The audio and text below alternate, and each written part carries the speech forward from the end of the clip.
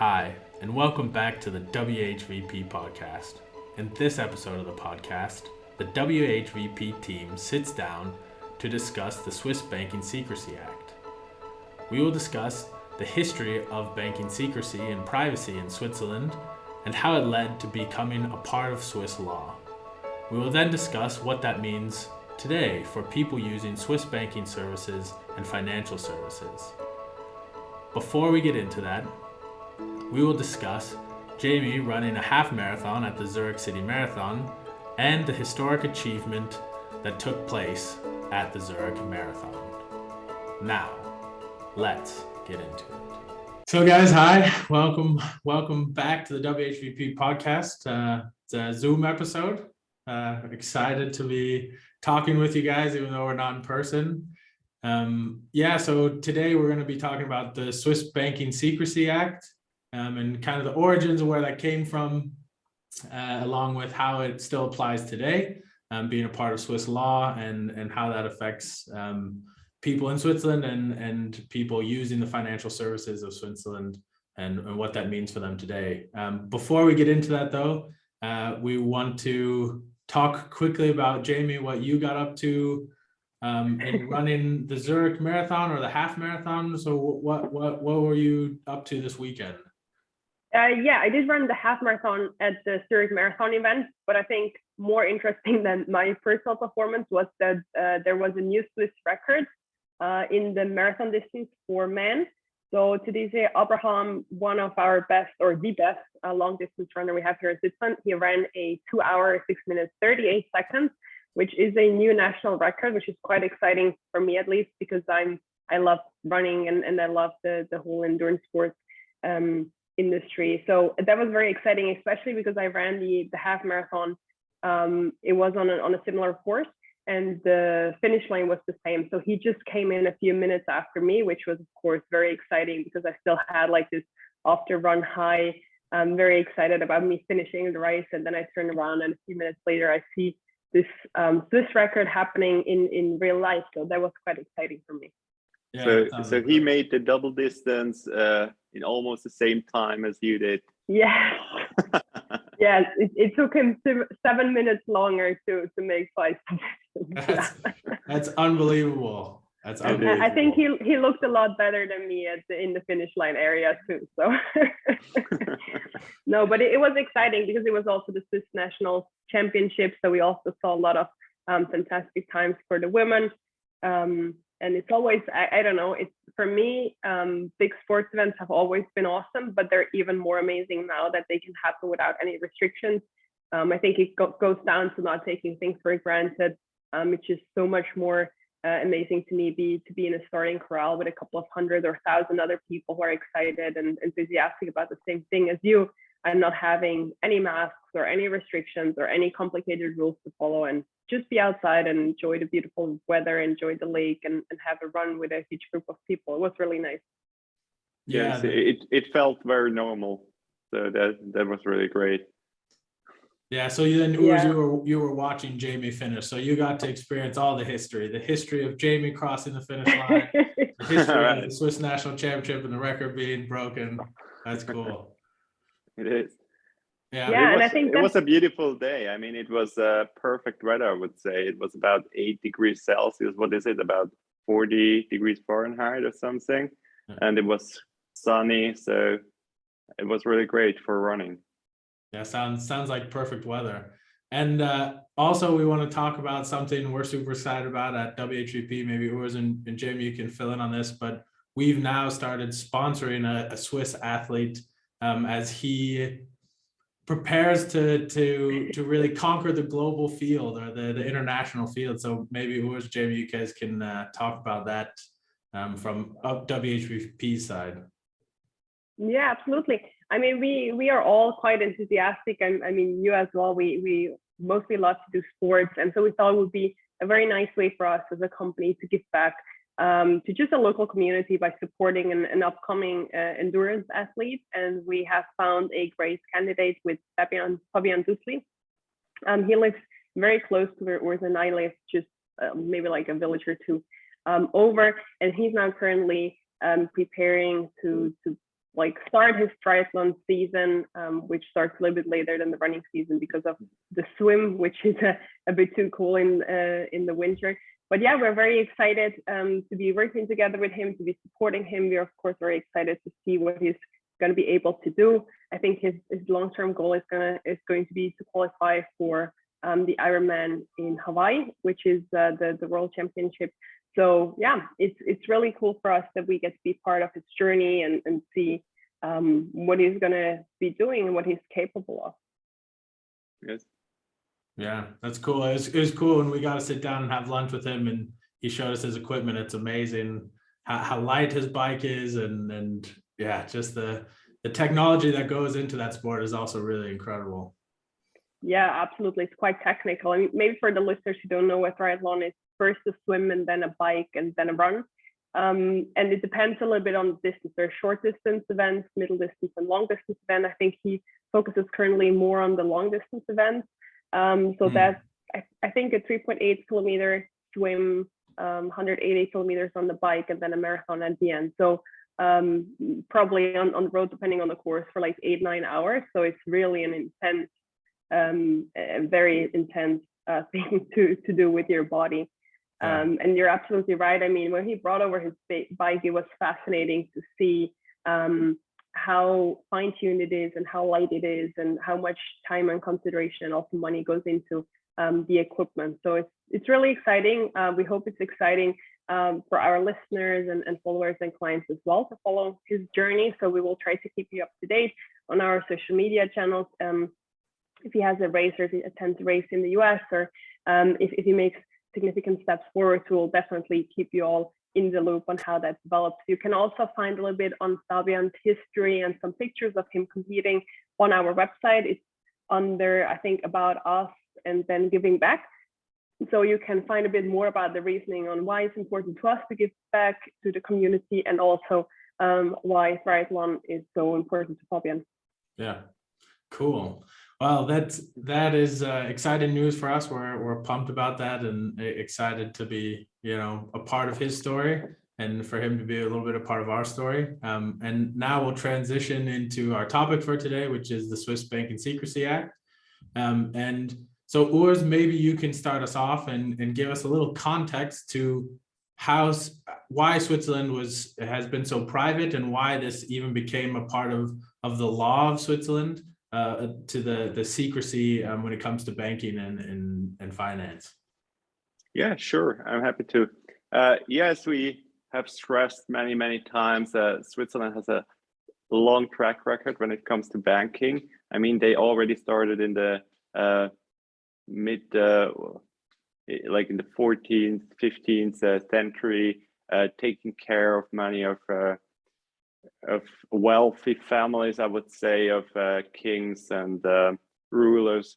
So it was already back then, it was very important to be very discreet about what is going on and how much money is there and what is going on with the money. And so in the very beginning, it was not even a law. It was just like a philosophy, like how the people in Switzerland or from Switzerland did business.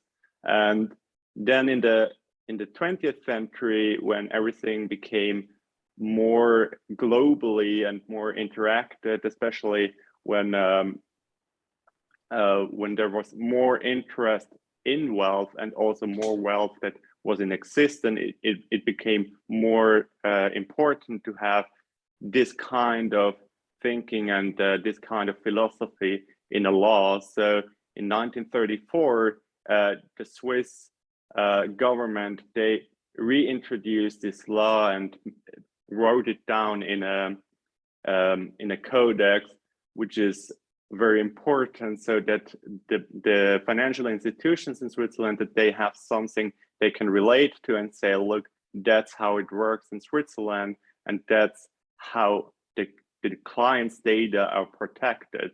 And so one important thing there is, for example, that like the data, even so the bank provides the services, the client's data are in the client's possession. So the bank, for example, cannot just do with the data what they want without having the consent from the client, but they have to reach out to the client and say, look, that's what we're planning to do.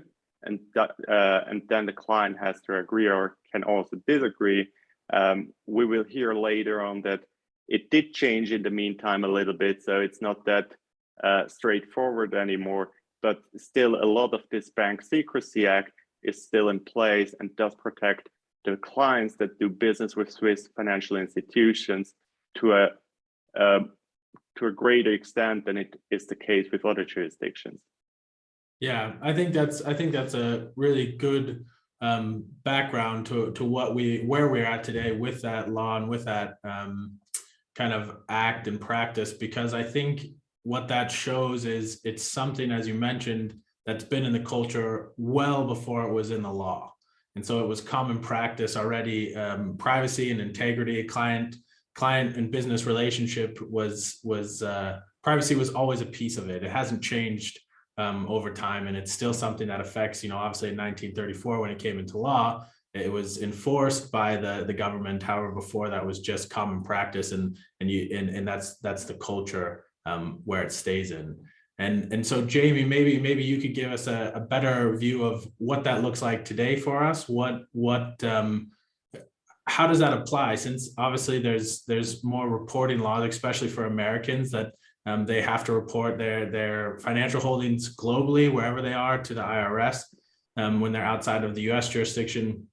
Maybe you can talk about how that's changed for Americans today and how that still kind of applies to them. Why that level of privacy is still valid and useful for Americans today. Yeah, absolutely. I think Swiss banking privacy is still very well known, and it's still something that draws a lot of people to our country. I think we have one of the highest levels of privacy here. Of course, it has changed and shifted over time. I mean, it was introduced into law almost 100 years ago, and the same law still applies today, but the application of the law has changed over time. And I think that's not necessarily a negative thing. I think in order for Switzerland as a financial center to stay relevant and stay at the top of its game, we do have to go with the times, and we do have to be adaptable. I think adaptability is one of the keys to success, not just for a person, but also for a country and an industry and an economy. And that is what we have done. So over the past 10 years, we have seen a lot of changes in terms of, yes, you said it, the automatic exchange of information and common reporting standards, but that's just one, I would say, very specific part of the Bank Secrecy Act is when it comes to taxes and tax compliance. And I think it goes without saying that you cannot hide any taxes in Switzerland or almost any other part of the world. And that's also not what we're doing or what we're advertising. But apart from that, transparency towards your tax regulator or that like specific part of the government, there's still the exact same level of privacy in place. So you will not have any noisy neighbors or noisy family members going to pry into your finances. I think, if I'm not mistaken, in the US, there's even a whole industry that has emerged of like information broker who are trying to find out who would be a suitable target for a lawsuit, like where can you get some money out? And that's absolutely not doable here in Switzerland. People take bank secrecy extremely seriously. There's even a prison sentence up to 3 years, I believe, on it, additionally to the fine that you would get if you breach that law. So people are not joking around when it comes to bank secrecy. But of course, like the information exchange, as you mentioned, or as Urs mentioned, the client is informed of that. So the bank's not going to do anything behind your back. You'll be informed of your rights. You'll be informed of what exactly the bank does. But I think, yeah, that the most important point, not for me to ramble on, is really that when it comes to your private life, when it comes to having, well, the most level of privacy, then you still are very well served in moving part of your money to Switzerland, because it is extremely hard, if not impossible, for a third party to get any information out of your bank or your banker. I would say it's virtually impossible. And that certainly shields you from a lot of risk, like as I mentioned, for example, frivolous lawsuits or anything like that. So I think that's very important to note. UHS, I think you always compare it to like the the relationship between a doctor and the patients, or like a lawyer and its client. So yes, still valid, still strong, still very important, and still something that we pride ourselves in, even though the application has changed over the past couple of years. Yeah, and I think that's the most important for Americans. As an American, when I first learned about this act and what that meant, when I was doing my studies in the university, was the idea that there is this relationship that really protects the client on their behalf, so that they can have that peace of mind. And to make that likeness about the client-patient relationship of a doctor and how that's similar, that just gives context for Americans to understand what that looks like. Because for us as Americans, we don't really understand that. We want to keep our wealth private. We want to, but we have no concept of what that is. And so it was something that was really interesting to learn about even before I was working in the industry in Switzerland, and now I see it in practice and how that's done in practice. But yeah, it's quite an interesting law as an American to come in and really run that way. And I think it actually adds quite a bit of integrity to the system, because it makes sure that you are working on behalf of the client and making sure they're in contact. It's something we at WHVP really push, is making sure our clients are up to date on their account, what's going on, everything. But again, it's just between us and the client. There's no other contact. There's no other information. If a relative comes looking for anything from us, they find out somehow, there's no communication with them. It's only with the client. It's only really hands-on with them. And that makes a big difference. So essentially your information is between you, us, and the regulatory authorities and anyone else you tell. And other than that, it's totally private. And I think absolutely. And I think that brings us, like, the comparison between Switzerland and the US brings us to another point, which is quite interesting, and that's just data protection in general, because that's something where Europe is, I think, quite a few steps ahead of the US, where your data is much more protected in Europe generally, especially in the European Union. A few years ago, the General Data, I think, and Data Protection Regulation Act was introduced, GDPR, and that act is really putting the client's data safety or data security at the center of a lot of things, and it's virtually impossible to, like, steal or sell any data. I think, Boris, you can probably say more about it. You studied law, but yeah, I think that's also an important point, that on top of the Banking Secrecy Act, which is very specific to our industry, there's also, like, a more general understanding that the data is the person's data, and that you can't just do whatever you want with it. Yeah, maybe a couple words to the GDPR. It's really a framework that is very broad, and it brings the case of protecting the client's data or the user's data almost to an extreme. So I'm not sure how much longer it holds to this level, but it showed a very clear approach and a very clear demand to all the companies to say, look, you can make money out of the client. You can even make money out of the client's data, but you have to be transparent. You have to tell them what you're going to use and how you're going to use it. And obviously, it can lead to a situation where the people are confronted with so much material and so much expertise, knowledge, that they cannot really handle it. So I think in the longer term, there will be a way in the middle. So there must be a balance found. But I think that's a really important step, considering that in the past, in many countries, there was nothing like that. So now we have to find something where it makes sense for both or for all parties involved, where the client is at the end protected and knows for what he pays on one side or what happens to his data. And so, yeah, I think this is a step into the right direction, but there is still a lot of work needed. Yeah, and I think that's something that, coming from the States, you're always thinking that Big Brother might be listening, or your dad, or wherever you share it might go out. And I think for me, that when I started living in Europe and understanding that law of the data privacy, that was huge for me. I felt so much more protected. As you said, it's very robust, very broad, and there's a lot of information. However, the step was an overstep in the right direction of protecting that individual, making sure that they're safe, and not being encroached upon by businesses or huge tech that can just collect data like crazy and spit it out to make a profit. And I think that's something that is one of the major benefits to living in Europe, and having any kind of property or anything to do, that when it's done in Europe, you really have that extra level of protection, not only in the banking sector, but also with data and information. And I think that's a really, really big point, that Europe really looks to protect the individuals from being taken advantage of by huge conglomerate corporations and even governments themselves. Yeah, I think and maybe one other point to this is, as we have mentioned before, I think the law might be or is important to some extent, but it is also the approach or the mindset that people have, as I have stressed before.